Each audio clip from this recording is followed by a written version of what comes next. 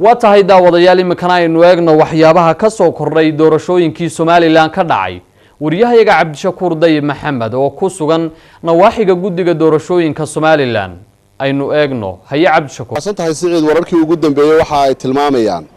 in saacadihii ugu dambeeyay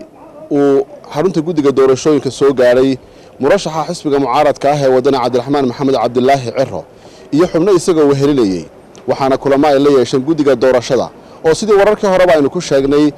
marka horeba loo balansanaa kulan dhaxmari doona murashaxa xisbiga wadani iyo guddiga doorashooyinka ee Soomaaliland maadaama ay hore u jireen cabashooyin xisbigu si rasmi ah ugu soo gudbiyay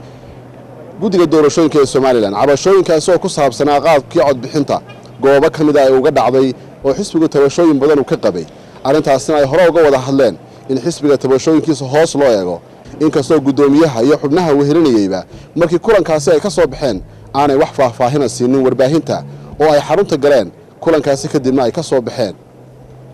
arrimaha kale maanta dhacay waxa kamid ahaa in culimada diinka iyo sidoo kale saraakiisha sare ee ciidamada intuba ay la kulmeen guddiga doorashooyinka ee Soomaaliland waxaana wararka xogta ee hoose ay tilmaamayaan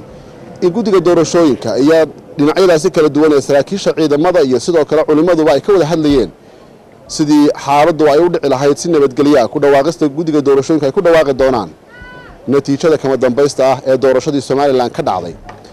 macluumaadka ugu dambeeya ee ku dhawaaqista ku saabsanna waxa ay sheegayaan oo saraakiil ka tirsan guddiga doorashooyinku ay u sheegeen telefishinka caalamiga Home Cable TV in 24 saacadood ee soo socda la sugayo si weyn loogu dhagtaagayo ku dhawaaqista natiijada kama dambaysta ah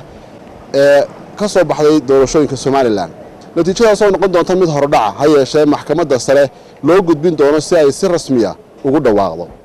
warbixinahaas ayaa ugu dambeeyay ka soo baxa macluumaadka ku saabsan guddiga doorashooyinka saacadihii la soo dhaafay ilaa iyo maanta